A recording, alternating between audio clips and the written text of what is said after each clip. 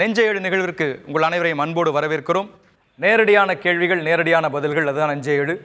நெஞ்சேழை பொறுத்த வரைக்கும் இன்னைக்கு நாம் பேச போகிற விஷயம் கடனுக்கும் உண்டோ அடைக்கும் தாழ் அப்படிங்கிறது தான். ஒரு புதிய பொன்மொழின்னு சொல்லலாம். எங்கெங்கு காணணும் கடன்களடா அப்படிங்கிற மாதிரி நம்மளை சுற்றி நம்ம இயல்பு வாழ்க்கையில் நிறைய கடன் நம்மளை சுற்றி இருந்துகிட்டே இருக்குது. அது கல்வி கடனில் ஆரம்பிக்குது, அப்புறம் ஒரு தொழில் கடனாக மாறுது, அது ஒரு விவசாய கடனாக வளருது, அதுக்கப்புறம் அது கல்யாண கடனாக தொடருது, அப்புறம் கார் வாங்குகிற கடனாக தேவைப்படுது. இப்படி கடன் பல்வேறு வகையில் ஒரு மனிதனை சுற்றி பின்னி பிணைஞ்சிக்கிட்டே இருக்குது. ஸோ இப்படி இருக்கிற சூழ்நிலையில் இந்த கடன் அப்படிங்கிறது ஒரு தனிநபருக்கு பாசிட்டிவானது தானா, அது ஒட்டுமொத்தமாக உள்ளுக்குள்ளே எவ்வளவு உடைவுகளை ஏற்படுத்துது அப்படிங்கிறத பொறுத்து தான் இன்றைக்கி நம்ம நெஞ்சேழு நிகழ்ச்சியில் பேச போகிறோம். முதலில் நெஞ்சேழு நிகழ்ச்சிக்கு சிறப்பு பார்வையாளராக இங்கே வந்திருக்கிற முக்கிய விருந்தினர்களை அறிமுகப்படுத்துகிறேன்.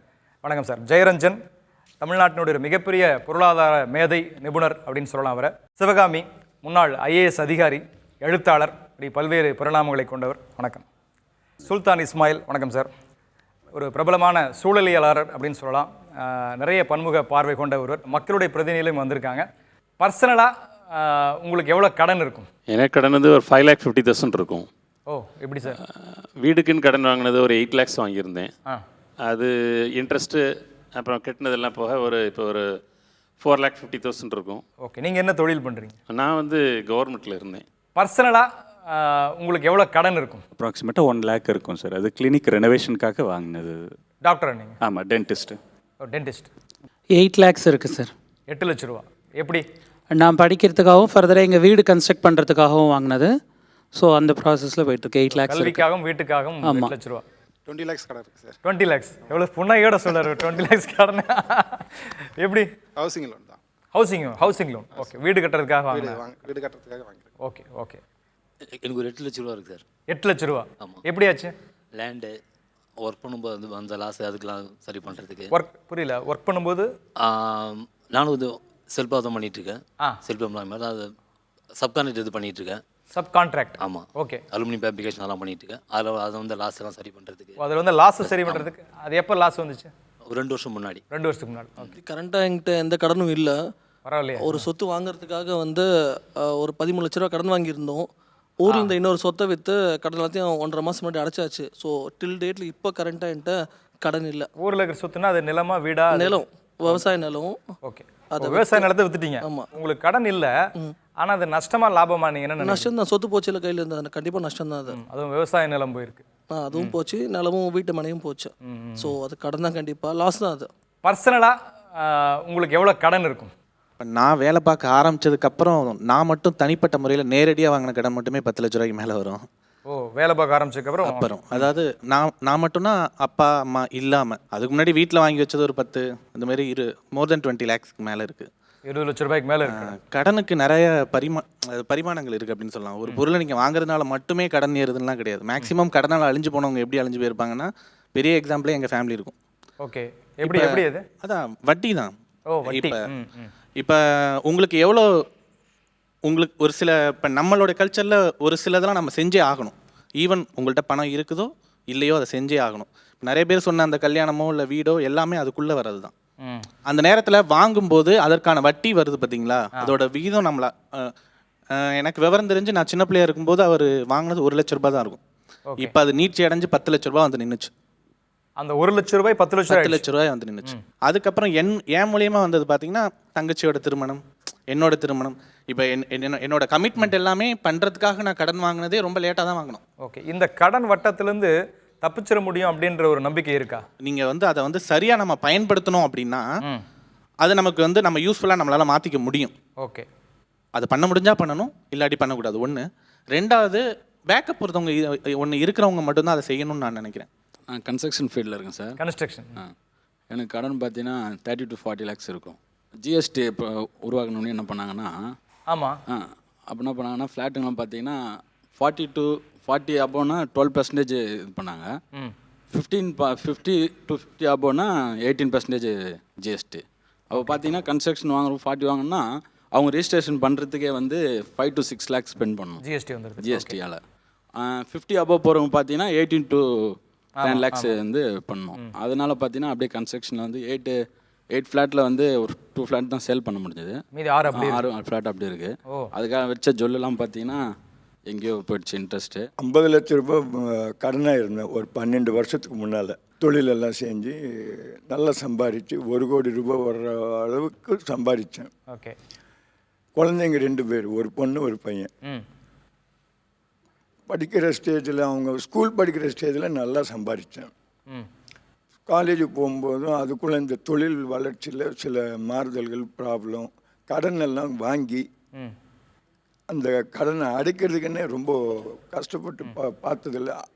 எங்கிட்ட இருந்து எல்லாத்தையுமே சம்பாரிச்சது எல்லாத்தையுமே நான் எங்கெங்கே என்னென்ன சம்பாரிச்சேனோ நான் எது பண்ணேனோ இனிமேல் நிம்மதியாக இருக்கலாம் அப்படின்னு சொல்லிட்டு மொத்த கடனை இப்போ ஒரு 4 வருஷத்துக்கு முன்னால் தான் கொடுத்துட்டேன். ஒரு பசங்க ஸ்கூலுக்கு போகிற பருவத்தில் அவங்களுக்கு வந்து கடன் வாங்கக்கூடிய தெம்பு இருக்குது. ஏன்னா அதை சம்பாரித்து அடைச்சிட முடியும் அப்படிங்கிற தெம்பு அந்த கடன் வாங்குறாங்க, கடனும் கிடைக்குது அந்த பசங்க ஸ்கூலுக்கு போகிற பருவத்தில். அதே அவங்க வந்து கல்லூரி பருவத்துக்கு போகும்போது மெல்ல மெல்ல அவங்களுடைய கடன் வாங்கும் சக்தி வந்து நெருக்கடியில் இருந்தால் கூட அது தேய்மானம் அடைஞ்சிருது. சம்பாதிக்கிற திறமையும் அல்லது வந்து வாய்ப்பும் அவங்களுக்கு குறைஞ்சு போயிடுது. கடன் இல்லாமல் இருந்தால் எப்படி என்னவாயிருக்கும்? கடன் இல்லைன்னா நம்ம வாழ்க்கை தரம் அதே நிலைமையில தான் சார் இருந்திருக்கும்.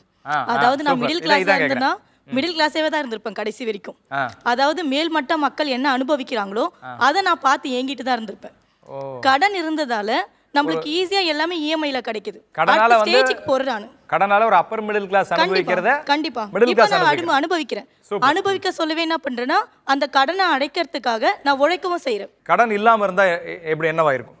ஆக்சுவலாக வந்து நம்ம கடன் வாங்காமல் இருந்திருந்தாக்கும் இன்றைக்கி எனக்கு 20 லட்ச ரூபா வீடு என்னோட கையில் இருக்காது. கடன் உங்களை என்ன பண்ணியிருக்கு? எனக்கு இப்போ சுயமரியாதை போயிடுச்சு. ஃபேமிலி செட்டப்பில் பார்த்தீங்கன்னாலே ஒரு மிஸ் அண்டர்ஸ்டாண்டிங். சார் அவர் தான் நிறைய வச்சிருக்காரு. நெக்ஸ்ட்டு ஸ்டெப் எடுத்து வைக்க முடியல, பிஸ்னஸ் பற்றி யோசிக்க முடியல, முடக்கி இருக்கு. ஃபேமிலி ப்ராப்ளம் வந்து அதிகம் வந்துடு. ஒய்ஃபுடைய ஜொல்லாம் வந்து எல்லாம் நிறைய முடிவிடுச்சு. சார், இதில் எது மோசமான கடன்? பொருள். இப்போ வந்து அவர் பிஸ்னஸ்ன்னு சொல்லும்போது வாழ்க்கையில் ஒரு கொள்கையை வச்சு ஆரம்பிக்கிறாரு, நல்லபடியாக போயிட்டு இருக்கு. திடீர்னு பாலிசி சேஞ்சால் அவர் கஷ்டப்பட்டார். ஓகே. இந்த பாலிசி சேஞ்ச் வரலன்னு வைங்க, அவர் சமாளிச்சிருப்பார் பிஸ்னஸில். ஸோ இந்த மாதிரி பிஸ்னஸுக்காக சில நேரத்தில் வந்து அவங்க கண்டிப்பாக எடுக்க வேண்டிய சில சூழ்நிலை வரதான் செய்யும். ஓகே. பொருளுக்காக போகிறோம் பாருங்கள், இஎம்ஐ மாதிரி. இஎம்ஐ வேணும் எனக்கு. அப்போ இஎம்ஐ வந்து எனக்கு வந்து இப்போ அவங்க என்ன சொன்னாங்க, நான் சம்பாதிக்கிற இதுலேருந்தே கொடுக்கறதுக்கு எனக்கு வாய்ப்பு இருக்குது அப்படின்னு சொன்னாங்கன்னா பரவாயில்ல. நான் அதுக்காக உழைப்பேன்னு சொல்கிறாங்க பாருங்கள், that means I have to work overtime. அப்போ நான் work overtime means I have to compromise or sacrifice some other thing. நான் குடும்பத்தை கவனிக்கிற டைம் என்னோட போகும், வேறு ஏதாவது ஒன்று குறைஞ்சாதான் இங்கே வந்து காம்பன்சேட் பண்ண முடியும். ஸோ அந்த மாதிரி ஒரு பொருள் நமக்கு தேவையா? சிவகாமி மேடம், எது மோசமான கடன்? கடன் வாங்குறது மூலம் ஒரு அசெட் கிரியேஷன் நடக்குது. ஒரு சொன்ன மாதிரி ஒரு வீடோ நிலமோ வாங்குறீங்க, அது வந்து உங்களுக்கு வந்து பிற்காலத்தில் அது ஒரு நல்ல விலைக்கு இருக்கும். எதுனாலும் அதை வச்சு நீங்கள் சமாளிக்கலாம் அப்படிங்கிற மாதிரியான ஒரு அசெட் கிரியேஷன். இல்லாட்டினா ஸ்கில் டெவலப்மெண்ட். இப்போ எஜுகேஷன் லோன் வாங்குறீங்க, அதன் மூலம் நீங்கள் படிக்கிறீங்க, படிச்சுட்டு சம்பாதிக்கிறதுக்கு அது வழி கொடுக்குது. அப்போது எந்த கடன் வந்து உங்களுக்கு வாழ்க்கை தரத்தை மட்டும் உயர்த்தாமல் வருமானத்தை அதிகரிக்கிறதுக்கு உதவி செய்தோ அதை நல்ல கடன் சொல்லலாம். இப்போ நீங்கள் ஃப்ரிட்ஜு, டிவி, கார் போன்ற நுகர் பொருள்களை வாங்குறீங்க. அப்படி வாங்கும்போது திருப்பி செலுத்துகிற பவர் இருந்ததுன்னா, சக்தி இருந்ததுன்னா பரவாயில்ல. அப்படி இல்லாமல் ஆடம்பரத்துக்காக அதை அனுபவிக்கணுங்கிறதுக்காக கடனை நிறையா வாங்கிட்டு அதை மீட்டப் பண்ண முடியாமல் இருந்ததுன்னா அது மோசமான கடனாக இருக்குது. இப்போ அரசாங்க ஊழியர்களை பொறுத்த வரைக்கும் அவங்களுக்கு ஒரு ஸ்டேபிளான ஒரு இன்கம் இருக்குது, ஆனாலும் அவங்க ஏன் கடன் வாங்குறாங்க? அவர் சொன்னது போல் அவர் வாழ்க்கையில் என்ன தான் சம்பாதிச்சாலும் அவர் கொடுக்குற சம்பளத்தில் ரொக்கமாக இன்றைக்கி வீடு வருது, இன்றைக்கி விலை 20 லட்சம், இப்போ வாங்கலைன்னா இன்னும் பின்னாடி போக அது 40 லட்சம் ஆகிடும். எப்போவுமே அவருடைய வருமானத்துக்கும் சொத்துக்கும் இடைவெளி இருந்துக்கிட்டே இருக்கும். அப்போது இப்போ நீங்கள் வாங்கிட்டீங்கன்னா சொத்து உங்களது ஆகிடுது. மெல்ல மெல்ல அதை, ஏன்னா ஒரு அஷ்யூர்டு இன்கம், ஒரு உறுதிப்படுத்தப்பட்ட வருமானம் இருக்கிறதுனால இவ்வளோ பணம் நம்ம கொடுத்துடலாம், மாதம் மாதம் கட்டிடலாம் அப்படிங்கிற எண்ணத்தில் அவங்க வாங்குறாங்க. ரீசெண்ட் இயர்ஸில் நீங்கள் அடைஞ்ச பொருளாதார நஷ்டம்? எனக்கு ஒரு 30,000 ரூபாய் இப்போ சம்பளம் வருது அப்படின்னா நான் அதில் 25,000 ரூபாய் கடன் கட்டணும், இல்லை 20,000 ரூபாய் கட்டணும். மீதி எனக்கு வந்து நான் சாப்பிட்றதுக்கு மற்ற வேலைகளுக்கெல்லாம் இருக்கணும். இதை தாண்டி எனக்கு ஒரு 5,000 ரூபாய் இருந்தால் தான் என்னால் முதலீடு செய்ய முடியும், இல்லாட்டி வேறு தேவைகள், என் வீட்டில் உள்ள தேவைகள்லாம் செய்ய முடியும். இப்போ நான் கவர்மெண்ட் என்ன பண்ணதா நான் நினைக்கிறேன் அப்படின்னா, அவங்க அதிகமான கடன் வாங்கினதுனால சில மக்களின் தேவைகளை அப்படியே கிடப்பில் போட்டு வச்சுருக்கிறதா நான் நினைக்கிறேன். இப்போ உதாரணத்துக்கு பஸ் கட்டணம் வந்து ரொம்ப பெரிய அளவு முன்னாடிலாம் உயர்ந்துகிட்டு இருந்துச்சு, இல்லைன்னு சொல்ல, பட் மிகப்பெரிய அளவுக்கு பூதாகரமாக உயரணுன்ற அவசியம் இல்லை. இப்போ நீங்கள் எதுக்கு வந்து எதை வந்து பெக்குலியராக பார்க்கணும், எதை வந்து ரொம்ப சாதாரணமாக சாமானியர்களை கூட பாதிக்கும் அப்படின்ற விஷயங்களை வந்து உணர்ந்து அந்த பட்ஜெட் இருக்கணும் அப்படின்னு நினைக்கிறேன். ஒன்று பஸ் கட்டணும். ரெண்டாவது இப்போ டாஸ்மாக் பிரச்சனையை எடுத்துக்கலாம். இப்போ டாஸ்மாக் பிரச்சனை என்ன சொல்கிறாங்கன்னா, மூட முடியல, அதில் ஏதோ ஒரு சிக்கல் இருக்குது. அது என்ன சிக்கல் அப்படின்றத பார்த்தா அதனால மிகப்பெரிய வருமானம் கிடைக்குது. இப்போ என்ன சொல்கிறேன், டாஸ்மாக் வந்து நீங்கள் மூடுங்க மூடாமல் போங்க அடுத்த விஷயம். இந்த வருமானத்திற்காக தான் நீங்கள் இன்னும் பெருக்கணும், இல்லை வந்து மூட முடியல அப்படின்னா இதில் நீங்கள் போடுற முதலீடை வேற எதுலேயும் போட முடியலையா? அரசுன்னு ஒன்று ஆரம்பிக்கப்பட்ட காலத்திலேருந்து 2 விஷயத்தை வந்து அரசு எப்பயுமே ரொம்ப கண்காணிச்சிக்கிட்டே இருக்கும், அது கையிலே வச்சுட்ருக்கோம். ஓகே. ஒன்று வந்து உப்பு, இன்னொன்று வந்து மது. ஏன் அப்படின்னு கேட்டிங்கன்னா, ஒன்று உப்பு இல்லைன்னாக்கா மனுஷன் வந்து வாழ முடியாது. அதனால் உப்பு எல்லாருக்கும் கிடைக்கணும். இப்போ சோழர்கள் காலத்துலலாம் படிச்சிருப்பீங்க, உப்பு வாரியம்னு ஒன்று இருந்தது. எல்லா ராஜாக்களும் அந்த உப்பை வந்து ரொம்ப கண்காணிச்சிக்கிட்டே இருப்பாங்க. ஓகே. அதே போல் மது வந்து என்ன செய்யும் அப்படின்னு கேட்டிங்கனாக்கா, அது கண்காணிப்பில் இல்லை அப்படின்னு சொன்னாக்கா பெரிய உயிர் சேதத்தில் கொண்டு போய் விட்டுரும். ஓஹோ. மிகப்பெரிய உயிர் சேதத்தில் விட்டுரும். ஏன் அப்படின்னு கேட்டிங்கன்னா, குடிக்கிறவனுக்கு தெரியாது என்ன குடிக்கிறோன்ட்டு. அரசு என்ன பண்ணணுமோ அதுதான் செய்யணும். என் அம்மா, அவளுக்குன்னு ஒரு குணம் இருக்குது, அவள் என்ன பண்ணணுமோ அவள் அதை தான் பண்ணணும். அப்போ தான் நான் அவளை அம்மாவே ஏற்றுக்குவேன். அரசு என்ன பண்ணணுமோ அதை தானே செய்யணும். நீங்கள் எல்லாருமே குடிங்க, குடிக்காமல் போகிறோம், நான் குடிக்கிறேன், அது அடுத்த விஷயம். சோசியல் இஷ்யூவை பற்றி அடுத்து பேசுவோம். ஸ்பூரியஸ் லிக்கர், அதாவது கள்ளச்சாராயம்ங்கிறது ஒரு ஆஸ்பெக்ட். ஓகே. இன்னொன்று அடிக்ஷனுங்கிறது இன்னொரு ஆஸ்பெக்ட். ஓகே. ஓகே. இப்போ நீங்கள் வந்துட்டு கள்ளச்சாராயத்தில் சாவுறவங்க எண்ணிக்கையும் அடிக்ஷனில் சாவுறவங்க எண்ணிக்கையும் நீங்கள் பார்த்தீங்கன்னா, அடிக்ஷனில் சாவுறவங்க தான் நிறையா இருக்காங்க. அதை பற்றிய டேட்டா நம்மக்கிட்ட இல்லை. அதனால் நீங்கள் மதுவை வந்து அதில் சும்மாவா அதில் பிரிண்ட் பண்ணுறாங்க, உடல்நலத்திற்கு தீங்கு கேடுன்னு. தனிநபராக இந்த 5 வருடத்தில் கடந்து வந்த பொருளாதார இழப்பு. என்னோட கடனோட இது வந்து நான் வந்து 10 லட்சம் தான் வச்சுருந்தேன். ஆனால் இந்த ஜிஎஸ்டி இதோட தாக்கத்தினால என்னோட பிஸ்னஸ்க்கு நான் 18% கஸ்டமர்கிட்ட கேட்டால் பிஸ்னஸ் போகும். அதை நான் காம்பன்சேட் பண்ணி எக்ஸ்ட்ரா 10 லட்சம் வாங்க வேண்டிய சூழ்நிலை தள்ளப்பட்டேன். எப்படி ஆச்சு அது? அந்த 10ன்றது எனக்கு போதுமானதாக இருந்தது. என்னோட மெட்டீரியல்ஸ் வாங்குறது, கஸ்டமர்ஸ் எல்லாம் போதுமானது. ஆனால் கஸ்டமருக்கு நான் போய் இந்தமாதிரி 18% போட்டிருக்காங்க, நான் அதை வந்து செய்யணும் போது கஸ்டமர் விலக ஆரம்பிச்சான். இப்போ 100லேருந்து ஒரு 60% ஆயிடுச்சு. அப்போ நான் இது குறைஞ்சிருச்சு. அப்போ இதை நான் காம்பன்சேட் பண்ண என்ன பண்ணணும், மேற்கொண்டு இன்னும் கடன் வாங்கி என்னோட என்ன சொல்லுது கஸ்டமர்ஸை தக்க வச்சுக்கிறதுக்காக. ஆமாம். என்னோட சம்பளம் 20,000 அப்படின்னா நான் ஒவ்வொரு மந்த்துக்கு என்னோட ப்ரொவிஷன் இந்த மாதிரி ஹோம் ரெண்ட் இந்த மாதிரி எக்ஸ்பென்ஸ் ப்ரீ பிளான் பண்ணியிருப்பேன். பட் இந்த கவர்மெண்ட்டோட திடீர் மாற்றம், திடீர்னு ஃபார் எக்ஸாம்பிள் பஸ் ஃபேர் பார்த்தீங்கன்னா ரொம்ப டைமே கொடுக்கல, நமக்கு ஒரே நாளில் வந்து மாற்றினாங்க. ஸோ இந்த மாதிரி ஒவ்வொரு விஷயம். அடுத்தது கேஸோட விலை இப்போ வரைக்கும் நம்மளால ஃபைனலைஸ் பண்ணவே முடியல. ஸோ அப்போல்லாம் பார்த்தீங்கன்னா 300 330 ரொம்ப எக்ஸ்பென்சிவாக தெரிஞ்சது, இப்போ 800 900 வரைக்கும் நம்ம இந்த இடத்துல ஒரு கேள்வி வருது எனக்கு. கேஸ் விலை உயர்வு உங்களை எப்படி பாதிக்குது, எந்த அளவு பாதிக்கும்? 2 months 3 months ஒன்ஸ் தான் அந்த கன்சம்ஷன் கேஸ் வந்து ரொட்டேஷனாக மாற்றுவாங்க. பட் இப்போ இதெல்லாம் யோசிக்கும் போது ஓகே, அதை எப்படி நம்ம ஸ்கிப் பண்ணலாம், இல்லை அதுக்கு என்ன அடிஷ்னலாக நம்மளோட இன்கம்மை வந்து எக்ஸ்ட்ரா இன்கம் எப்படி கெயின் பண்ணிக்க முடியும். அதே மாதிரி இது ஒரு சின்ன சின்ன ப்ரொவிஷன்ஸ்லேருந்து வெஜிடபிள்ஸ் வாங்கணுன்னா கூட சரி, இன்றைக்கி வாங்கின ரேட்டை நாளைக்கு எடுத்துகிட்டு போகணும் அப்படின்னும் போது நம்மளோட ப்ரீ பிளான் இல்லாத போது நம்ம அந்த இடத்துல எல்லாத்துலேயும் சஃபர் ஆகும்போது தான் நம்மளுடைய பட்ஜெட்டை மீறும்போது நம்ம ஆட்டோமேட்டிக்காக கடன் வாங்கணும் அப்படிங்கிற ஒரு இடத்துக்கு தள்ளப்படுறோம். இங்கே இருக்கிற ஹவுஸ் ஒய்ஃப் யாராவது சொல்ல முடியுமா? ஹவுஸ் ஒய்ஃப், அதாவது பட்ஜெட் ஏறி இருக்கிற காரணத்தால் இந்த கடன் சுமை வந்து அதிகமாக இருக்குது. ஓவராலாக வீட்டோட பட்ஜெட் சொல்கிறேன். இந்த பெட்ரோல் டீசல்னாலேயே ப்ரொவிஷன்ஸ் வெஜிடபிள்ஸ் அது விலையெல்லாம் பயங்கரமாக ஏறிடுச்சு. இன்னைக்கு வாங்குற நாளைக்கு இருக்காது. அதனாலே நாளுக்கு நாள் அதிகரிச்சுட்டே 5 ரூபாய் விற்க வேண்டிய கீரை கட்டு 20 ரூபாய் விற்கிறாங்க. அப்போது அதுக்கே 20 rupees போயிடுச்சுன்னா மற்றதெல்லாம் நாங்கள் என்ன வாங்குறது? எப்படி உங்கள் வீட்டு பட்ஜெட் அதிகமாக இருக்குது? சார் இப்போ என்னோட வீட்டு பட்ஜெட்ன்றது வேறு, அம்மாவோட வீட்டு பட்ஜெட் நான் சொல்கிறேன். தினக்கூலி அப்பா வந்து இன்னைக்கு வேலைக்கு போயிட்டு வந்தாங்கன்னா சாப்பாடு அன்றைக்கி வீட்டில். அப்படி இல்லாத பட்சத்தில் ஒரு சிலிண்டர் வந்து வாசப்படியில் நின்று 900 ரூபாய் கொடுங்கன்னா அவங்க எப்படி கொடுக்க முடியும்? அந்த டைமில் வில்லேஜ் சைட்லலாம் பார்த்தீங்கன்னா கந்து வட்டி, தண்டல் போன்ற மிக கொடுமையான விஷயங்கள் நடக்குது. ரொம்ப ரொம்ப கொடுமையான விஷயங்கள். அங்கே எப்படி பார்த்தீங்கன்னா 1000 ரூபாய் வாங்கினா மாதம் வட்டி மட்டும் 100 ரூபாய். இப்போ மழை பெய்யுது, அப்பாவுக்கு அந்த டைம்லலாம் வேலை இருக்காது, டெய்லி நைட் வேலை பார்க்கணும். அந்த மாதிரி எத்தனை குடும்பங்கள் நம்ம இப்போ ஒரு சேஃபான இதில் எனக்கு ஒன்று தோணுது. இப்போ முதல்ல வந்து கேஸுக்கு வந்து ஒரு 350 ரூபா, இப்போ திடீர்னு அப்படியே அங்கிருந்து எகிரி போய் 900 ரூபாய் அடுப்பு செய்யறாங்க. அதை எப்படி எதிர்கொள்றீங்க? அதே ரொம்ப மோசமான நிலைமை. பரட்டுறீங்க அந்த பணத்தை. தம்பிங்களும் வேலைக்குள்ள இருக்க மாட்டாங்க, அப்பாவும் வீட்டில் உட்காந்துருப்பாங்க. அந்த டைம்ல 1000 ரூபாய் எடுத்து வந்து எடுனா அவங்களால ஒண்ணுமே பண்ண முடியாது. உடனே அவங்களுக்கு கண்கண்ட தெய்வம் தண்டல் விடுறவங்க, வட்டிக்கு விடுறவங்க தான். எந்த ஊர் நீங்க? ரெடில்ஸ் சார், அம்மா வீடு ரெடில்ஸ். சென்னை ரெடில்ஸ் தான். ரீசன்ட் டேஸ்ல எந்த பொருளாதார நஷ்டம்?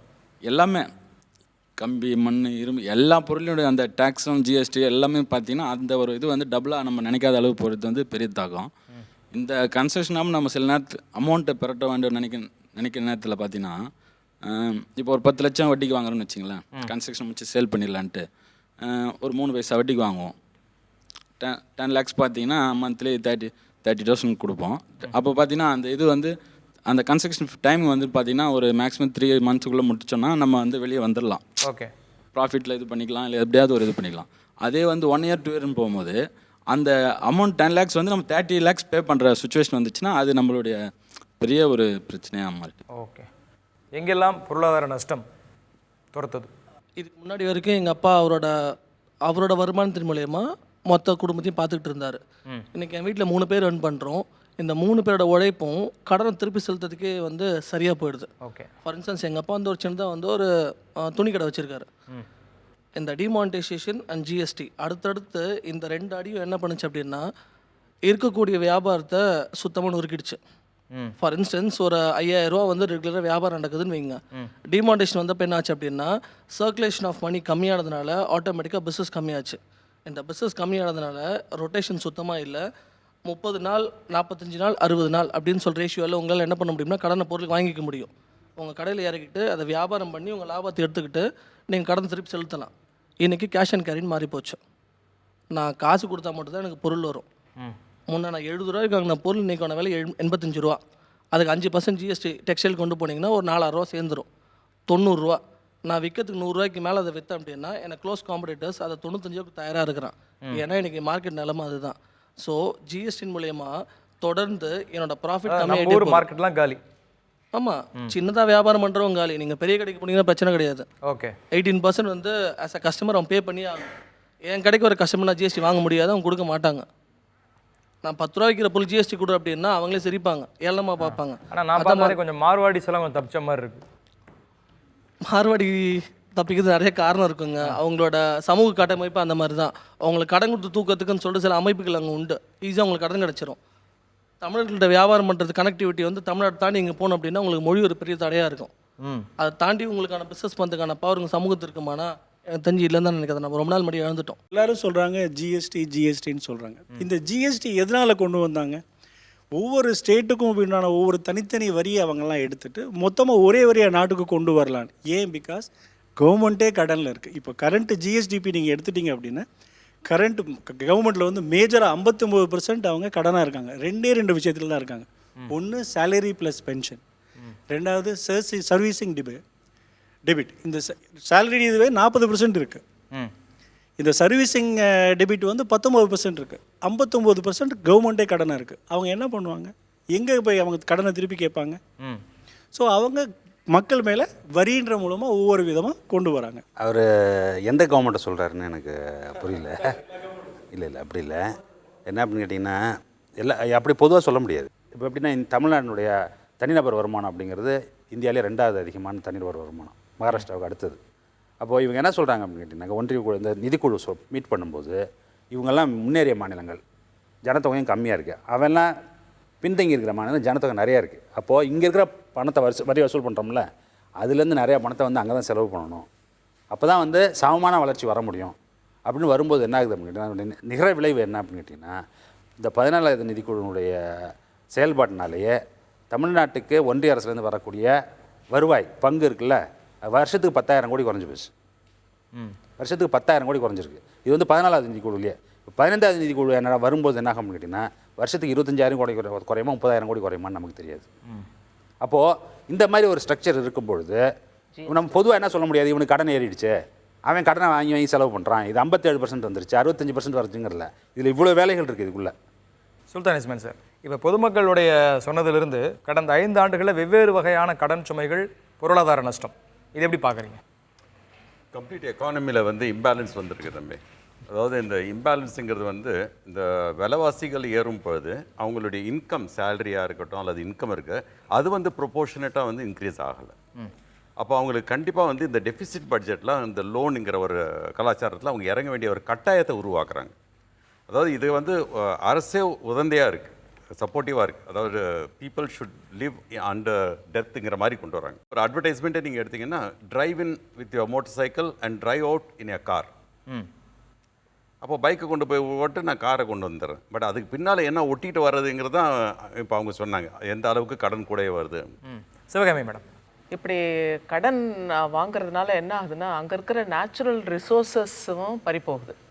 உதாரணமாக கடலூர் மாவட்டத்தில் கீரப்பாளையங்கிற கிராமத்தில் மைக்ரோ கிரெடிட்னு இந்த பெண்கள் சுய உதவி குழுக்களுக்கு கொஞ்சம் கொஞ்சமாக பணம் கொடுக்குறாங்க. எந்த நம்பிக்கையில் கொடுக்குறாங்கன்னா அவங்க டான்னு திருப்பி கொடுத்துருவாங்க. அதுக்கு என்ன சோர்ஸுன்னா ஆற்று மண் இருக்கு இல்லையா, களிமண், அதை எடுத்து உருண்டை மாதிரி உருட்டி காய வச்சு ஒரு பேக்கில் போட்டு கட்டி லாரியில் ஏற்றிட்டு போகிறாங்க. அது எங்கே போகுது, எதுக்காக அந்த மாதிரி அங்கேருந்து அனுப்புகிறாங்க தெரியாது. அந்த ஏரியே இன்றைக்கி வந்து அந்த ஆறு ஏரி எல்லாமே இன்றைக்கி வந்து சுரண்டப்பட்டிருக்கு. இது வந்து நேச்சுரல் ரிசோர்ஸஸை சுரண்டுறதுக்காக கந்துவட்டிக்காரர்கள் யூஸ் பண்ணுறத ஒரு மெத்தடுன்னு கூட சொல்லலாம்.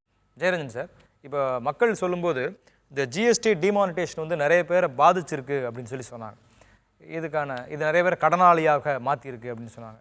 இதை பற்றி நீங்கள் என்ன நினைக்கிறீங்க? ஒட்டுமொத்தமாக எடுத்து பார்த்தோம்னு சொன்னோம்னா 4 முக்கியமான காரணம் சொன்னாங்க.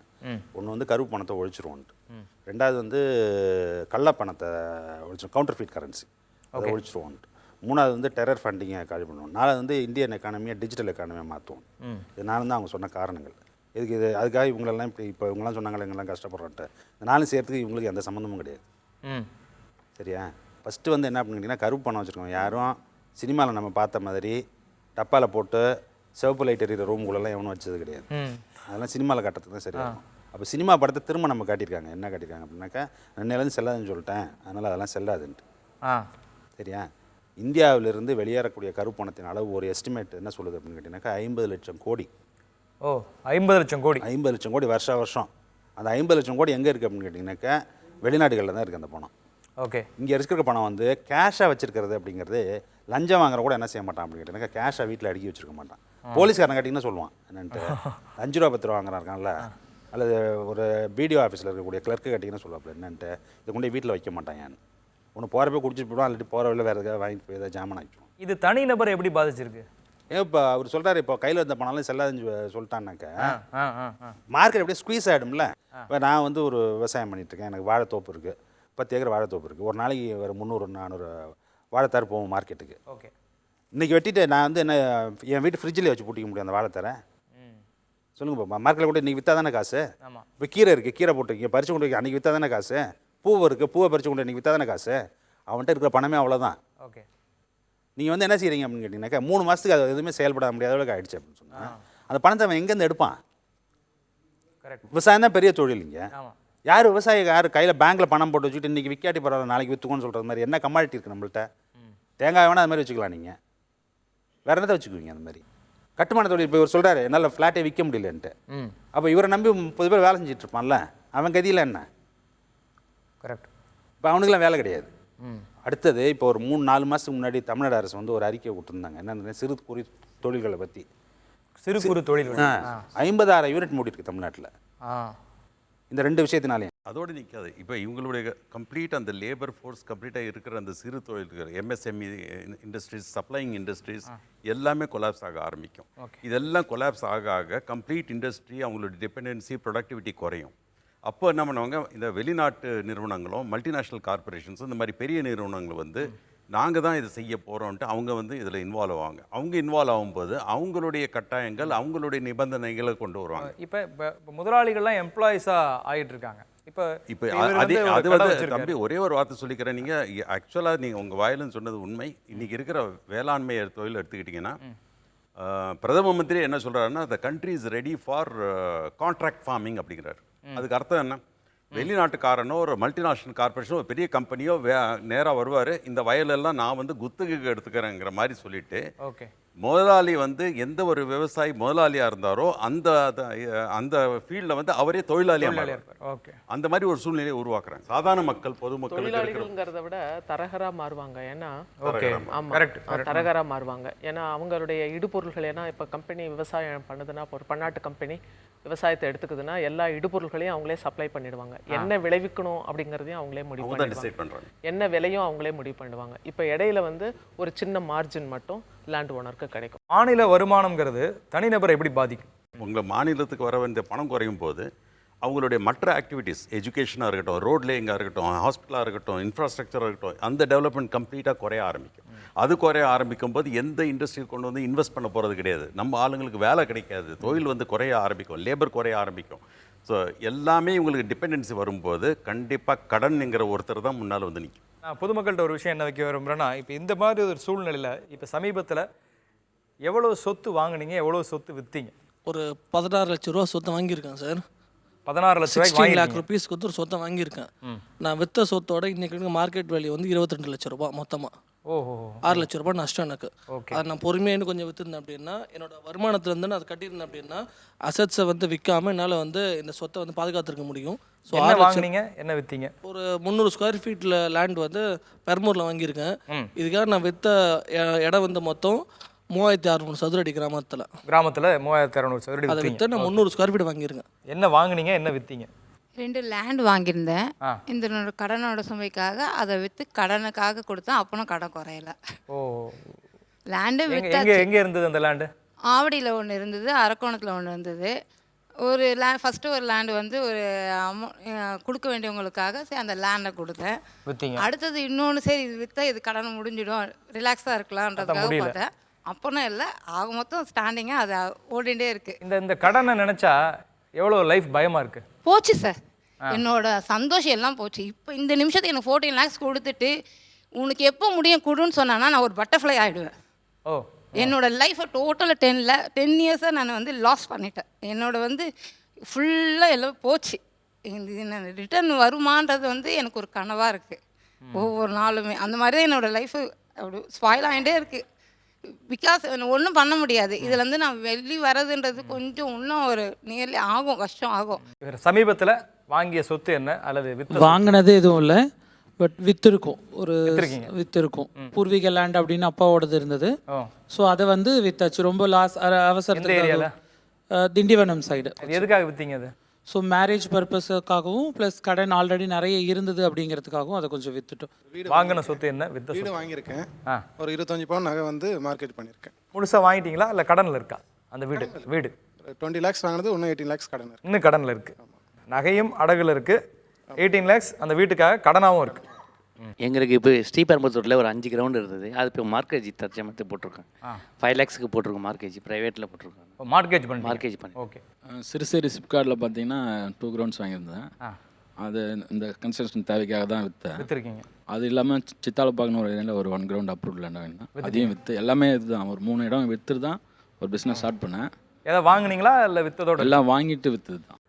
மக்கள் வந்து ஒரு சொத்து வாங்குறது அப்படிங்கிறதே ஒரு மிகப்பெரிய அவங்களுடைய அளப்பரிய உழைப்பை போட்டு தான் வாங்குறாங்க. ஆனால் இன்றைய சூழ்நிலையில் அந்த வாங்கின சொத்தை விற்று அதன் மூலமாக அடுத்த கட்டத்துக்கு நகரணுங்கிற இடத்துல இருக்கிறது ஒரு சாதாரணமான நிகழ்வா? ஒரு சாதாரண மக்கள் வந்து புதுசாக ஒரு இடத்த பார்த்து ஒரு அசெட் அப்படின்னு வாங்கும் பொழுது அவங்க ஒரு பெருமையாக வாங்குறாங்க. அது எப்படியாவது பாதுகாக்கணும், அடுத்த ஜென்ரேஷன் அது போய் சேரணும், இதனால் வந்து ஒரு பெருசாக வளரணுங்கிற ஒரு நல்ல ஒரு எண்ணத்தோடு வாங்கும் பொழுது அதை பாதுகாக்க முடியாமல் பிகாஸ் ஆஃப் பிஸ்னஸோ வேறு கமிட்மெண்ட்டோ அது விற்கும்போது அது ஒரு பாரமாக தான் விற்கிறாங்களே தவிர ஒரு சந்தோஷமாக விற்கிறதுக்கு வாய்ப்பே கிடையாது. அந்த மாதிரி ஒரு சூழ்நிலையை உருவாக்குறதுக்கு காரணமே வந்து மிஸ்மேனேஜ்மெண்ட் ஆஃப் பாலிசிஸ். அவங்களுடைய தவறால் நடந்ததுன்னா எனக்கு அதை பற்றி தவறு கிடையாது. ஓகே. அவங்க சில நேரங்களில் சில பழக்க வழக்கங்களில் அந்த மாதிரி விட்டு கொடுக்குறதுல அது வந்து அவங்களுடைய சொந்த விஷயம். ஆனால் ஒரு பாலிசி சேஞ்ச் கொண்டு வரும்போது அந்த பிஸ்னஸ் குரூப்பே அது யார் யார் இன்வால்வ் இருக்கிறவங்க கம்ப்ளீட்டாக அவங்க எல்லாருமே அதில் அடிபடும் போது அது ஒரு பெரிய ஒரு பாதிப்பு தான். ஜெயராஜன் சார், இது மாதிரி அவங்க சொல்லும்போது நிறைய அதுவும் குறிப்பாக தமிழ்நாட்டில் நிறைய இந்த மாதிரி சொத்துக்களை விற்கிறதையும் அதுவும் குறிப்பாக அந்த ரூரல் ஏரியாக்களில் இருக்கிற சொத்துக்களை விற்று கொண்டு வந்து அர்பன் ஏரியாக்களை இன்வெஸ்ட் பண்ணுறதையும் எப்படி பார்க்குறீங்க? ரூரல் ஏரியா டிஸ்ட்ரெஸில் இருக்குன்னு அர்த்தம். அது அப்படின்னா ரூரல் ஏரியா வந்து போதுமான அளவுக்கு உங்களுக்கு வருமானத்தை கொடுக்கல, அதனால் சரி அதுக்கு பதிலாக இதுக்கு வந்துடும் அப்படின்னு நினச்சிட்டு அதை கொடுக்குறது. அது ரெண்டாவது வந்து என்ன ஆகுது அப்படின்னு கேட்டிங்கன்னாக்கா அந்த அப்ரிசியேஷன் அர்பன் ஏரியாஸில் வந்து ப்ராப்பர்ட்டினுடைய அப்ரிசியேஷன் ரேட் அதிகமாக இருக்கும் ரூரலை விட. அதனால் கூட அவங்க வந்து அது மாற்றி செய்யலாம். ஆனால் இங்கே இருக்கிறதெல்லாம் இப்போ இவங்க சொல்லியிருக்கிறதெல்லாம் பார்த்தாக்கா யாரும் வந்து அந்த மாதிரி இன்வெஸ்ட்மெண்ட்டை ஸ்ட்ராட்டஜிஸ் பண்ணி இன்வெஸ்ட் பண்ண மாதிரி எனக்கு தெரியல. எல்லாம் வந்து கடன் அதிகமானதுனால கடன் அந்த பிரச்சனைலேருந்து வெளிவரத்துக்காக ஏதோ ஒன்றுக்காக கொடுத்துட்டு ஏதோ ஒன்று தக்க வச்சுக்குவோம் அப்படிங்கிற நினச்சதுனால தான் வர்றது. ஓகே. நான் மக்கள்கிட்ட என்ன கேட்க விரும்புகிறேன்னா, உங்களுக்கு அரசாங்க கடன் அவைலபிளாக இருக்கா? கண்டிப்பாக கிடைக்கிறது இல்லை. ஆமாம், அது வந்து பொய்யான ஒரு பிரச்சாரம் பண்ணுறாங்க. தாட்கோ லோன்னு சொல்லி எல்லாருக்கும் வந்து ஆன்லைனில் அப்டேட் பண்ணி அதுக்கு ஒரு ஃபீஸை கலெக்ட் பண்ணுறாங்க. ஓகே. கலெக்ட் பண்ணி அதை வந்து ஃபஸ்ட்டு அங்கே இன்டர்வியூ அட்டன் பண்ண சொல்கிறாங்க. இன்டர்வியூ அட்டன் பண்ணி அதை ஒரு போலியாக கந்தோடைய ஐவாஸ் பண்ணுறாங்க. இந்த வருஷம் வரைக்கும் 2000 கோடி ரூபா தாட்கோ லோனுக்காக ஒதுக்கப்பட்டுள்ளது. ஆமாம். இது வரைக்கும் யாருக்குமே கொடுக்கல. அதுக்கான எவிடன்ஸ் என்கிட்ட இருக்குது. ஏன்னா நான் 14 பேருக்கு நான் அப்ளை பண்ணி கொடுத்துருக்கேன் அந்த தாட்கோ லோனில். 14 பேருக்கு ஒருத்தர் கூட கொடுக்கல. நீங்கள் ப்ராசஸிங் ஃபீஸ் மட்டும் எவ்வளோ கட்டினீங்க? 300 சில்லறை எது கட்டுறோம் ஒரு ஆளுக்கு. அரசாங்க கடன் அவைலபிளாக இருக்கா உங்களுக்கு, கிடைக்குதா? மகளிர் சுய உதவி மூலமாக நாங்கள் வாங்கியிருக்கோம். 2 இயர்ஸ் பிஃபோர் வந்து 6 lakhs கொடுத்தாங்க. 2 இயர்ஸ் பிஃபோர். எந்த ஊர்லங்க நீங்கள்? ஸ்ரீநகர், சென்னை. சென்னை. சார் 6 lakhs கொடுத்தாங்க கனரா பேங்க்லேருந்து. இப்போ எங்களுக்கு லோன் முடிஞ்சிச்சு, திருப்பி அப்ளை பண்ணிக்கோம். ஆளுக்கு 1 lakh தரதா சொல்லி. அந்த 6 லட்சத்தில் என்ன பண்ணீங்க? எல்லாரும் 10 members மொத்தம் ஷேர் பண்ணி இன்வெஸ்ட் பண்ணியிருக்காங்க அவங்க பிஸ்னஸில். வேற யாருக்கு அரசாங்க கடன் அவைலபிளாக இருக்கு? எதுவும் கிடைக்கிறது இல்லை சார். அதுவும் ப்ரைவேட் இன்ஸ்டியூஷனில், அதுவும் டீச்சிங் ஃபீல்ட். நான் டீச்சிங் ஃபீல்டில் இருக்கேன். உள்ளே போனாலே ஓகே உங்களுக்கு எலிஜிபிளே இல்லை. ஓகே. ஸோ இப்போ டீச்சிங் ஃபீல்ட்னா எலிஜிபிளே இல்லை அப்படின்றதுக்கு என்ன ரீசன்னே சொல்கிறது கிடையாது. ஸோ அரசாங்க கடன் அவைலபிளாக இருக்கா? முத்ரா ஸ்கீம் சொல்கிறாங்க, நான் அப்ளை பண்ணியிருக்கேன். பட் ஆனால் அவங்க கேட்குற ஏகப்பட்ட ரூல்ஸ் அண்ட் ரெகுலேஷன்ஸ் நம்மளை அலைய வைக்கிறதெல்லாம் பார்த்துட்டு நம்ம ப்ரைவேட் செக்டரே போயிடலான்ற நினைப்பு வந்துடும். ஏன்னா என்ன அலைய வைக்கிறாங்க அப்படி? ஃபஸ்ட்டு அவங்க ரெகுலர் ஜிஎஸ்டி கேட்பாங்க, அக்கௌண்ட் ஸ்டேட்மெண்ட் நல்லா இருக்கணும்னுவாங்க. நம்ம இதெல்லாம் மீறி நம்ம கேட்குற அமௌண்ட்டுக்கு அவங்க வரமாட்டாங்க. அவங்க என்ன சொன்னால் உங்களுக்கு எலிஜிபிலிட்டி 2 லட்சம் தான் இருக்குது. நம்ம எக்ஸ்பெக்ட் பண்ணுறது 10 lakhs வரைக்கும் எக்ஸ்பெக்ட் பண்ணுறோம். ரெண்டாவது அவங்க வந்து இப்போ நம்ம ப்ரைவேட் செக்டர் போனோம்னு வச்சிங்களேன், அட்லீஸ்ட் ஒரு 1 வீக்கில் முடிச்சிடுவாங்க. இவங்க அப்படி கிடையாது. ஒவ்வொரு வாட்டி ஒன்று இல்லை, இது எடுத்துருவாங்க அது எடுத்துருவாங்க அப்படி சொல்லி கிட்டத்தட்ட 3 மாதம் 4 மாதம் நம்ம அலைய வச்சு நம்ம அந்த பேங்க் பக்கமே இந்த ஸ்கீமை பற்றி பேசவே கூடாதுன்ற மாதிரி நம்மளை மாற்றிடுவாங்க, மைண்ட் செட் ஆக்கிடுவாங்க. ஓகே. அரசாங்க லோன் அவைலபிளாக இருக்கா? 1,75,000 ரூபா கொட்டேஷன் நான் கொடுக்குறேன். அவங்க எனக்கு கொடுத்தது வெறும் 75,000 தான். மீதி 1 லட்ச ரூபா வெளியில் கடன் வாங்கி தான் நான் படிக்கிற வேண்டியது. என்ன காரணம்னு கேட்டால், இந்த ஊருக்கு இவ்வளோ ரூபா தொகை தான் வந்து அலாட் ஆயிருக்கு. இங்கே படிக்கிற மக்கள் வந்து இவ்வளோ பேர் இருக்கிறாங்க. ஸோ இதுக்குள்ளே உள்ளதை தான் நான் எல்லாருக்கும் பகிர்ந்து கொடுக்க முடியும். மீன்ஸ் 5 லட்ச ரூபா இருக்குது, இல்லை 10 லட்ச ரூபா கொடுத்துருக்காங்கன்னா இதில் இத்தனை பேர் இருக்கிறாங்கன்னா அதுதான் நான் பகிர்ந்து கொடுக்க முடியும் அப்படின்னு சொல்கிறாங்க. அரசாங்க லோன் உங்களுக்கு அவைலபிளாக இருக்கா? நிறைய ட்ரை பண்ணியிருக்கேன், வாங்கியும் திருப்பி ரீபேவும் பண்ணியிருக்கேன். ஷெடியூல் படி கரெக்டாக வந்து 5 years 3 வருஷம் திருப்பி கட்டியிருக்கேன். இப்போ சமீபத்தில் ஒரு 3 மாதமாக எனக்கும் ஒரு பேங்க் மேனேஜருக்கு பெரிய வாக்குவாதமே போயிட்டுருக்கு. ஓகே. என்னது? முத்ரா ஸ்கீம். இதுக்கு முன்னாடி வந்து 5 லட்ச ரூபாய்க்கு வாங்கி ரீபேமெண்ட் பண்ணியிருக்கேன். ஒரு ப்ரப்போசல் கொடுத்தேன் 10 லட்ச ரூபாய்க்கு வேணும்னு. அவர்கிட்ட கொடுத்ததுக்கு அப்புறமா என்கிட்ட நெகோஷியேட் பண்ணுறாரு, இதுக்கு ஷூரிட்டி வேணும்னு. Sir as per Mudra scheme வந்து எந்த ஷூரிட்டி அவைலபிலிட்டி கொடுக்க வேண்டிய அவசியம் இல்லைன்னா மைக்கில் கரெக்டாக இருக்குது உங்களுக்கு தெரியுமான்னு கேட்குறாரு. நான் அவர்கிட்ட என்ன பண்ணுறேன்னா டவுன்லோட் பண்ணி கொண்டு போய் காட்டுறேன். என்ன பண்ணுறாருன்னா இதெல்லாம் அக்செப்ட் பண்ண முடியாது அப்படிங்கிறாரு. நான் ஜோனல் ஆஃபீஸில் கேட்டு திரும்ப வந்து அவருக்கு கொஸ்டின் பண்ணுறாங்க, ஏன் வந்து ஷூரிட்டி கேட்குறீங்கன்னு. இல்லை நான் தப்பாக கேட்டுட்டேன்னு சொல்லிட்டு அவரே தன்னோட ஸ்டாண்டை மாற்றிக்கிட்டு திரும்ப லோன் ப்ராப்பர்ஸ் அக்செப்ட் பண்ணிட்டு என்ன பண்ணுறாரு, நெகோஷியேட் பண்ணுறாரு. 7.5 lakhs தான் கொடுக்க முடியும், 10 lakhs கொடுக்க முடியாதுன்னு. சரி நான் அதுக்கும் ஒத்துக்கிட்டு சரி எனக்கு 7 லட்ச ரூபா எனக்கு இப்போதைக்கு தேவை கொடுங்கன்னு கேட்க போனால் அதுக்கும் மார்ஜின் கொண்டு வான்றார், 20% மார்ஜின். சரி எனக்கு மட்டும் தான் அந்த பிரச்சனை இருக்குது அப்படின்னு சொல்லி நான் செக் பண்ணி பார்த்தேன். அப்படின்னா டெம்பிள் ஸ்டேட்டில் இருக்கக்கூடிய நிறைய மாநிலங்களில் இந்த முத்ரா லோன் வீடுகளில் வச்சு வியாபாரம் பண்ணுறக்கூடிய இடங்களுக்கு ஃப்ரீ ஃப்ளோவாக முத்ரான்னு கொடுக்கப்பட்டிருக்கு. லாஸ்ட் 2 yearsஸாக இந்த லோன் யாருக்கு கொடுக்கப்பட்டிருக்குன்னு செக் பண்ணி பார்த்தேன். அப்படின்னா அந்த டேட்டா ரொம்ப அலார்மிங்காக இருக்குது. ஸ்மால் ஸ்கேல் ரீட்டைல் ட்ரேட் பண்ணக்கூடிய பெருவாரியான பீப்புளுக்கு அந்த லோன் போய் சேர்றதில்லை. Okay okay. இன்டர்ன் நீங்கள் இந்தியா லெவலில் அதையே கம்பேர் பண்ணி பார்த்தீங்க அப்படின்னா மேக்ரோ லெவலில் தமிழ்நாடு, அதுக்கப்புறமா ஆந்திரா, பெங்கால், டெல்லி, இந்த 4 ஸ்டேட்டில் இந்த 4 பேருக்குமே லோன் ரிசீவ் பண்ணக்கூடிய எபிலிட்டி இருந்தும் அவங்க லோன் கொடுக்கப்படல. இந்தியாவோட பொலிட்டிக்கல் கிளைமேட்டுக்கும் பீப்புளோட ஸ்டாண்டுக்கும் இந்த கவர்மெண்ட் நேரடியாக எதிர்வாகத்தை பேங்கிங் செக்டர் மூலயமா வைக்கிறாங்க. உங்ககிட்ட இருக்கக்கூடிய ரெவன்யூ சோர்ஸ் எல்லாத்தையும் காலி பண்ணுறதுக்கு டைரெக்டாக பேங்கிங் சிஸ்டமை இந்த கவர்மெண்ட் யூஸ் பண்ணுறது தான் நான் நினைக்கிறேன். பிகாஸ் எனக்கு தெரிஞ்ச நிறைய சோர்சஸ் மூலயமா இங்கே இருக்கக்கூடிய ரெவன்யூ சோர்சஸ் எல்லாத்தையுமே கவர்மெண்ட் வந்து கொஞ்சம் கொஞ்சமாக அடைச்சிக்கிட்டே வருது. ஓகே. சிவகாமி மேடம், ஏன் அரசாங்க லோன் வந்து சாமானிய மக்களுக்கு கிடைக்க மாட்டேங்குது? அதாவது நேஷ்னல் ஷெட்யூல் காஸ்ட் ஃபைனான்ஸ் கார்ப்பரேஷன்னு டெல்லியை தலைமையிடமாக கொண்டு செயல்படுகின்ற ஒரு நிதி நிறுவனம், அரசனுடைய நிதி நிறுவனம். ஓகே. தாழ்த்தப்பட்ட மக்களுக்கான ஒரு லோன் வந்து கொடுக்கறதுக்காக ஏற்படுத்தப்பட்டது. அதை மாநில அரசு வழியாக தான் கொடுப்பாங்க. முன்னாடியெல்லாம் கொஞ்சம் லாரி லோனு அதெல்லாம் ஒரு 25 lakhs வரைக்கும் அப்படியெல்லாம் போட்டுட்டு இருந்தாங்க.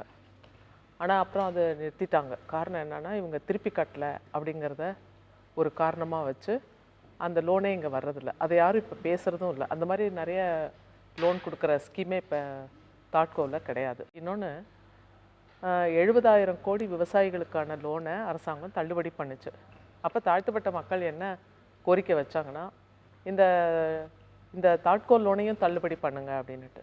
விவசாயிகளுக்கு அந்த லோனை தள்ளுபடி பண்ணும்போது இவங்கள நிலமற்ற விவசாய கூலிகளாக கருதி, நிலத்தோட சம்மந்தப்பட்டவங்களாக கருதி, அவங்களுக்கு அந்த மாதிரி லோன் கொடுக்காதனால இந்த மாதிரி லோன் தான் கொடுக்க முடியும் அப்படிங்கும்போது ஏன் இதை வந்து அவங்க தள்ளுபடி பண்ணியிருக்கக்கூடாது? இந்த பேங்க்கில் ஒரு சர்வே எடுத்து பார்த்தீங்கன்னா தாழ்த்தப்பட்டவர்கள் ஒரு 3% கூட லோன் வாங்கலை. ஓகே, 3% லோன் கூட அவங்களுக்கு டிஸ்பர்ஸ் பண்ணல. ஆனால் நிரவ் மோடி மற்றவங்களுக்கெல்லாம் கோடிக்கணக்கில் அதை பணத்தை கொடுக்குறாங்க. ஜெயரஞ்சன் சார், இந்த சாமானியர்களுக்கு இந்த அரசாங்கத்தினுடைய கடன் ஏன் அவ்வளோ கிடைக்க மாட்டேங்குது? ஏன் அவ்வளோ காம்ப்ளிகேட்டடாக இருக்குது? அரசாங்கம் யாருக்கு நடக்குதுங்கிறது தான். அதை புரிஞ்சுக்கிட்டிங்கன்னா இந்த கேள்வியே வராது. என்ன அப்படின்னு கேட்டிங்கன்னா, அரசாங்கமே பெருநிறுவனங்களுக்கான அரசாங்கமாக தான் நடந்துகிட்டு இருக்குது.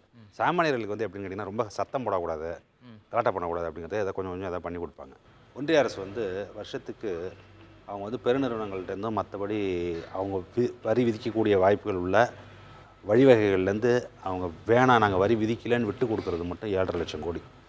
7.5 லட்சம் கோடி விட்டு கொடுக்குறாங்க. அது வந்து நீங்கள் இவங்கள்ட்டையும் அவங்கள்ட்டையெல்லாம் விட்டு கொடுக்குறதில்ல, ரைட்டா? இவங்கள்ட்டெல்லாம் ஜிஎஸ்டியை போட்டு வசூல் பண்ணுவாங்க. அவன் வந்து என்ன சொல்லுவாங்கன்னு கேட்டிங்கன்னா, நான் வந்து இந்த ஃபேக்ட்ரி ஆரம்பிச்சேன்னாக்கா 10,000 பேருக்கு வேலை தரேன் அப்படின்னு சொல்லி ஒரு அப்ளிகேஷன் கொடுத்தானா, சரி நீ வந்து 5 வருஷத்துக்கு கட்டாத, நீ வரி இது கட்ட வேணாம், டேக்ஸ் கட்ட வேணாம் அப்படின்னு சொல்லி அவங்களுக்கு வந்து வேவர் கொடுப்பாங்க. ஆனால் அதுக்கப்புறம் போய் என்ன பார்க்க மாட்டாங்க அப்படின்னு கேட்டிங்கன்னா, நீ 10,000 பேருக்கு வேலை கொடுத்தியா, எவ்வளோ நாளைக்கு கொடுத்தா, என்ன மாதிரி வேலை கொடுத்தேன்லாம் பார்க்குறதில்ல. அந்த பாலிசி அந்த மாதிரி இருக்கும்போது லெண்டிங் பாலிசியும் அப்படி தானே இருக்க முடியும். இவ்வளோ பணம் டிஸ்பர்ஸ் பண்ணுறேன்னு சொல்கிறாங்க, இத்தனை லோனுக்கு கொடுத்துருக்கோன்னு சொல்கிறாங்க. இதையும் டிவைட் பண்ணி பார்த்தீங்கன்னா, வகுத்து பார்த்தீங்கன்னா ஒரு சராசரியாக எவ்வளோ வருது பணம் அப்படின்னு கேட்டிங்கன்னாக்கா 42,000 ரூபாய். இந்த சுயமாக தொழில் செய்கிறவங்க யார்ட்டையாவது கேளுங்க, 42,000 ரூபாய்க்கு என்ன தொழில் செய்ய முடியும்ன்ட்டு. என்ன தொழில் பண்ண முடியும்? பக்கோடா போடலான்னு தான் சொல்கிறாங்க அவர் பிரைம் மினிஸ்டர். அது மட்டும் இல்லை, இன்னொருத்தருக்கு வேலை வேறு கொடுக்கலாங்கிறாரு பக்கோடா போடுறது. ஓகே, நேரட் எப்படி இருக்குது அப்படின்னு கேட்டிங்கன்னா, ஒன்றுமே வழி இல்லாமல் அவன் பக்கடா போகிறான்னு வச்சுங்களேன், என்ன சொல்கிறாங்க தெரியுமா, வேலை தேடிட்டு இருந்தவன்லாம் பெரிய முதலாளி ஆகிட்டேன் நான். இந்த பேச்சை நம்ம என்னத்தில் சேர்க்கறது? இந்த மகளிர் சுய உதவி குழுக்கள் பற்றி அவங்க பேசினாங்க. அவங்களுக்கு கடன் கிடச்சிது 6 லட்சம் அப்படின்னு சொல்லிட்டு. அதுக்கு என்ன காரணம் அப்படின்னா, மகளிர் வந்து பணத்தை திருப்பி கட்டுறாங்க.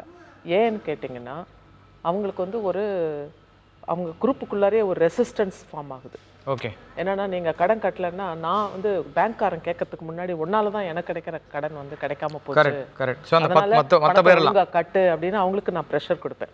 அதனால அவங்க என்ன பண்றாங்கன்னா, அவங்களுக்கு பயந்து எப்படியாவது நஷ்டமோ பட்டு அந்த பணத்தை கட்டிடுறாங்க. அந்த 6 லட்சத்தை வாங்கி அவங்க என்ன பிஸ்னஸ் பண்ணாங்கன்னு எனக்கு தெரியாது. ஆனா எந்த பிஸ்னஸும் பண்ணியிருக்க முடியாதுங்கிறது தான் என்னுடைய அபிப்பிராயம். ஓ ஆமாம், அது வழியாக ஒரு வளர்ச்சி இருக்கா? எது வழியா?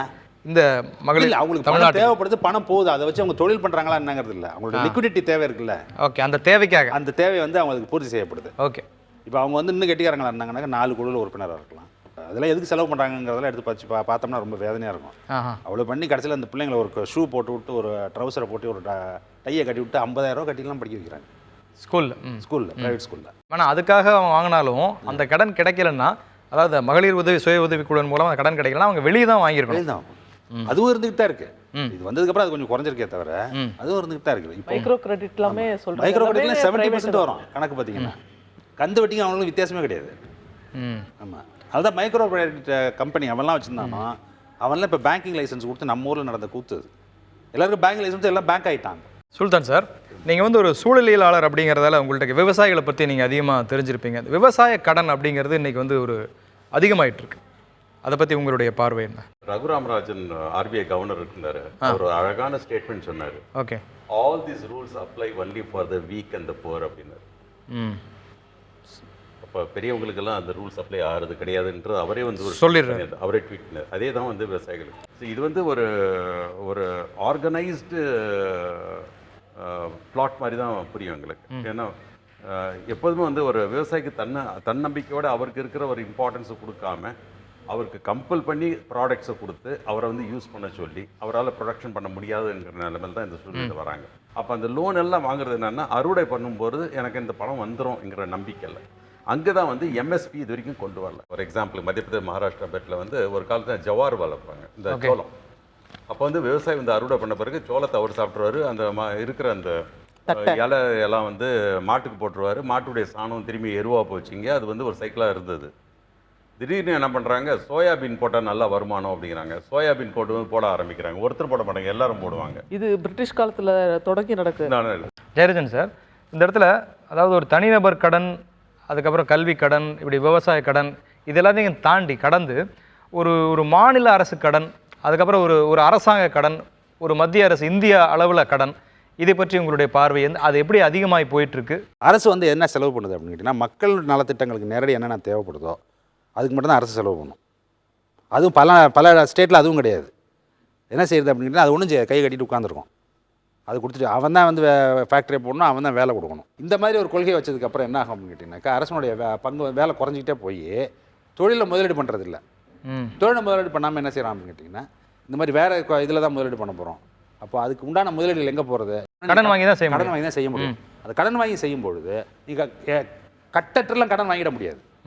என்ன அப்படின்னா அதுக்கு ஒரு சட்டம் இருக்குது. என்ன சட்டம் இருக்குது அப்படின்னு கேட்டிங்கன்னா, கடன் வாங்குறதுக்கு ஒவ்வொரு மாநில அரசு எவ்வளோ கடன் வாங்கலாம், ஒன்றிய அரசு எவ்வளோ கடன் வாங்கலாங்கிறதுக்கு சட்டம் இருக்குது. அதுபடி தான் நீங்கள் வாங்க முடியும். நம்ம மாநில அரசு இப்போ எப்படி கடன் வாங்கியிருக்குன்னு நினைக்கிறீங்க? அது எந்த ப்ரிஸ்கிரைப்ட் லிமிட் எவ்வளோ இருக்கோ அதுக்கு கீழே தான் இருக்குது. ஆனால் வந்து அமங் த ஸ்டேட்ஸ் மற்ற மாநிலங்களோடு ஒப்பிடும் பொழுது தமிழ்நாடு வந்து 6வது பெரிய மாநிலமாக இருக்குது கடன் வாங்குறதுல. அதுவும் சமீப காலமாக இதனுடைய கடன் வாங்குற லெவல் வந்து 92% அதிகரிச்சிருக்கு. இன்னும் அதிகமாகும். இன்னும் அதிகமாகும். 16 அதிகமாகும் அப்படின்னு கேட்டிங்கன்னா, உங்களுக்கு ஷேர் குறைஞ்சிட்டே வருதுங்க. நான் இப்போ ஏற்கனவே சொன்னேன் எப்படின்னு கேட்டிங்கன்னா, உங்களுக்கு ஏற்கனவே 10,000 கோடி குறைஞ்சி போச்சு வருஷத்துக்கு. நீங்கள் எந்த ஸ்கீமாக நிறுத்த முடியுமா? இஸ்மாயில் சார், அரசாங்கம் இவ்வளோ கடன் வாங்குறதை நீங்கள் எப்படி பார்க்குறீங்க? ஒவ்வொரு பொருளுக்கும் விலை அதிகமாகும், உணவுப் பொருட்களுக்கு விலை அதிகமாகும், சாப்பாட்டுக்கு விலை அதிகமாகும், ஒவ்வொரு பொருளுக்கும் அதிகமாகும் போது காமன் மேனை ஃபைனலாக போய் பாதிக்க தான் செய்யும். நீங்களாம் காமன் மேனை பாதிக்குன்னு சொல்கிறீங்க. அந்த கொள்கை இருக்கவன் சொல்கிறதில்ல ஒரே லைன் என்ன தெரியுமா? There is nothing called free lunch. ரைட்டா? எதுவும் இலவசம் கிடையாதுங்கிறது அவனோட அடிப்படை கொள்கையே. அப்புறம் அவன் அந்த கொள்கைக்குள்ளே போயிட்டு அவன் காசு எனக்கு டோல் போடுறான்னா டோல் போடுறது தான் அதை உருவாக்குறான். எல்லாமே காசுங்கிறான். இப்போதைக்கு மூச்சு விடுறதுக்கு மட்டும் தான் காசு கிடையாது, மற்ற எல்லாத்துக்கும் காசு. மற்ற எல்லாத்துக்கும் காசு தான். விடுறதுக்கு தான் காசு கிடையாது, மூச்சு வாங்குறதுக்கு காசு. அதான் அந்த மாதிரி இப்போ அது வந்து இன்னும் அதுதான் வந்து மார்க்கெட் பண்ணல. இப்போ அந்த மாதிரி ஒரு ஃபுல்லாகவே மார்க்கெட்டைஸ் பண்ணி நம்மளுடைய இது இருக்குல்ல, நம்மளுடைய மூளை மைண்ட் செட்டே வந்து மைண்ட் செட் எப்படியா இருக்குது அப்படின்னு கேட்டிங்கனாக்கா, இதெல்லாம் சகஜங்கிற மாதிரி ஆயிடுச்சு. அப்போ கடன் சகஜம் தானா? இப்போ கேஷுவல் ஆகிடுச்சு. மூச்சு வாங்குற மாதிரி கடனை வாங்கலாம், ஆனால் கடன் திருப்பி கொடுக்க முடியலன்னா மூச்சு அடிச்சு. அப்போ கடனை வந்து ஒரு சகஜமாக பார்க்க ஆரம்பிக்கிற சமூகம் என்னவாகும்? அமெரிக்கா மாதிரி ஆகிடும். டெம்பரரி. அப்படியா? ஆமாம். எப்படின்னு கேட்டிங்கன்னா, அமெரிக்காவில் வந்து எவனுமே உயிரோடு இருக்கணும், எவனுமே அவன் வாழ்க்கையில் அவன் வாழுங்காலத்தில் கடன் அடைக்கவே முடியாது. ஓ, அதுக்கு ஒரு இன்சூரன்ஸ் இருக்குது. அவங்க வந்து 30 வருஷம் கழிச்சு இன்னும் எவ்வளோ வரி வசூல் பண்ண போகிறாங்களோ அதெல்லாம் வாங்கி இப்போ செலவு பண்ணிட்டு இருக்காங்க. ஈராக்கில் போய் குண்டா போடுறது, ஆப்கானிஸ்தானில் குண்டா போடுறது. எங்கே 30 வருஷத்துக்கு அப்புறம் அவனுக்கு என்ன வருமானம் வரப்போதோ இல்லை, அதாவது அது அவங்களுக்கு ஒத்து வரும். இப்போ அந்த மாடல் நமக்கு ஒத்து வருமா? நம்ம அப்படி கொஞ்சம் கொஞ்சமாக அதை பார்த்து தானே போயிட்டு இருக்கோம். அதை நோக்கி சேர்ந்துரும். ஆனால் அது என்ன குழப்பத்தை உருவாக்கும்? செலவு பண்ணும்போது முந்தி வந்து பாக்கெட்டை திறந்து ஒரு 4 காசு எண்ணும்போது இதை அத்தனையும் நான் கொடுத்து வாங்கணுமா, இல்லை இதை கொஞ்சம் குறைச்சி பர்ஸில் என்கிட்ட இருக்கணுமாங்கிற ஒரு கவலை மக்கள்கிட்ட இருந்தது. அப்போ வந்து பர்ஸ் ஓப்பன் பண்ணி பார்க்கும்போது இந்த காசு எவ்வளோ வேண்டாப்பா போகிறோம், இது இருக்கட்டும், நாளைக்கு தேவைப்படும் அப்படிங்கிற ஒரு அர்த்தம். இன்றைக்கி அந்த ஒரு கிரெடிட் கார்டோ டெபிட் கார்டோ எடுத்து நாங்கள் ஸ்வைப் பண்ணும்போது அந்த எண்ணம் மக்கள் மனசில் வர மாட்டேங்குது. ஸோ இது வந்து அவங்களுடைய வாங்கும்போது தெரிஞ்சு வராது, அந்த மந்த்லி பில் வரும்போது தான் தெரிஞ்சு வரும்போது வீட்டுக்குள்ளார பிரச்சனைகள், குடும்பத்துக்குள்ளார பிரச்சனைகள், differences of opinion, cultural problems எல்லாமே ஆரம்பிக்கிறதுக்கு வாய்ப்புகள் உண்டு. ஜெயரிதன் சார், தமிழ்நாடு ஒரு நல்ல வளர்ச்சி, பல நலத்திட்டங்களை மக்களுக்கு அமல்படுத்தி ஒரு நல்ல வளர்ச்சி, இப்போ மற்ற மாநிலங்களை ஒப்பிடும்போது ஒரு நல்ல வளர்ச்சியை நோக்கி தன்னுடைய பாதையை முன்னெடுத்து வச்சுட்டே போயிட்டு இருந்தாங்க. கடந்த 5 ஆண்டுகளில் அதனுடைய நிலைப்பாடு எப்படி இருக்குது? இண்டஸ்ட்ரி வந்து பழைய அளவுக்கு வந்து இன்வெஸ்ட்மெண்ட்ஸ் வரலைங்கிறது ஒரு அச்சத்தை கொடுக்குது. ஒன்று. ரெண்டாவது வந்து என்ன அப்படின்னு கேட்டிங்கனாக்கா, இந்த ஆந்திராவோட இவங்களால் வந்து போட்டி போட முடியாமல் நிறைய வந்து இண்டஸ்ட்ரீஸ்லாம் வந்து அதை நோக்கி நகர்றது. அதனால் என்ன ஆகும் அப்படின்னு கேட்டிங்கனாக்கா, நம்ம ஏற்கனவே அந்த பேர் இருக்குல்ல, என்ன அப்படின்னு கேட்டிங்கனாக்கா தொழில்துறையிலும் ரொம்ப முன்னாடியில் இருக்கோங்கிறது, அந்த அட்வான்டேஜ் வந்து இவங்க இழந்துக்கிட்டு இருக்காங்களோ அப்படிங்கிற ஒரு இது இருக்குது. பெருந்தொழில்கள் மட்டும் இல்லை, நடுத்தர சிறு தொழில்களும் மிகப்பெரிய அளவில் இந்தியாவிலே இருக்கிறது, மிகப்பெரிய அளவில் இருக்கிறது நம்ம மாநிலம் தான். குஜராத்லாம் எடுத்து பார்த்தீங்க அப்படின்னு சொன்னீங்கன்னாக்கா, அந்த பெட்ரோலியம்னு ஒரு ப்ராடக்ட் இல்லைன்னு வச்சுங்களேன், குஜராத்துங்கிற ஸ்டேட்டில் இண்டஸ்ட்ரியே கிடையாது. ரெண்டாவது வந்து தொழில்துறையில் வேலை வாய்ப்பு வழங்குறதுல தமிழ்நாடு தான் முன்னாடி. இப்போ இந்த மாதிரி தொழில்கள் நம்ம தமிழ்நாடை விட்டு வெளியேறுது அப்படின்னு சொன்னாலும், அது புதுசாக வரல அப்படின்னு சொன்னாலும், அந்த முதலிடம் நம்மளை விட்டு போயிடும் அப்படிங்கிறது ரொம்ப ஒரு கவலைக்குரிய ஒரு விஷயம். கடன் அப்படின்ற ஒரு வார்த்தையை வந்து கொஞ்ச காலத்துக்கு முன்னால் ஒரு அதிரச் செய்த ஒரு வார்த்தை. அதனால தான் இலக்கியத்தில் சொன்னால் கடன்பட்டார் நெஞ்சம்போல் கலங்கினான் இலங்கை வேந்தன் அப்படின்னு. ஆனால் அது வந்து இப்போ சராசரி மனிதர்கள் எல்லாருடைய வாழ்விலும் ஊடுருவி கடன் இல்லாமல் வாழ முடியாது அப்படிங்கிற ஒரு சூழலுக்கு கொண்டு வந்து அவங்க வாழ்க்கை நிலையை தள்ளி இருக்கு. இன்னும் சில ஆண்டுகளுக்கு முன்னால் போய் பார்த்தோம்னா கடன் வாங்கினால் கூட ஒரு லோயர் மிடில் கிளாஸில் இருந்தவங்க வந்து கொஞ்சமாக வளர்ச்சி அடைந்து ஒரு மிடில் கிளாஸுக்கு வந்தாங்க. ஆனால் இப்போ சமீப 5 ஆண்டு காலங்களில் பார்க்கும்போது கடன் வாங்குறமே தவிர அந்த மிடில் கிளாஸில் இருக்கிறவங்க மிடில் கிளாஸ்லேயே தான் இருக்கிறாங்க, லோயர் மிடில் கிளாஸில் இருக்கிறவங்க லோயர் மிடில் கிளாஸில் இருக்காங்க. எந்த விதமான ஒரு சாமானிய மக்களுடைய தனிநபர் வளர்ச்சி அப்படிங்கிறது சுத்தமாக இங்கே இன்மையாக இருக்கிற ஒரு தனிநபர் இந்த கடல் சூழ் உலகிலிருந்து தப்பிப்பாரா, தப்பிக்க வேண்டும் என்ற சிந்தனை விதைத்து இன்றைய நெஞ்சை எழு நிறைவு செய்கிறோம். மீண்டும் சந்திப்போம்.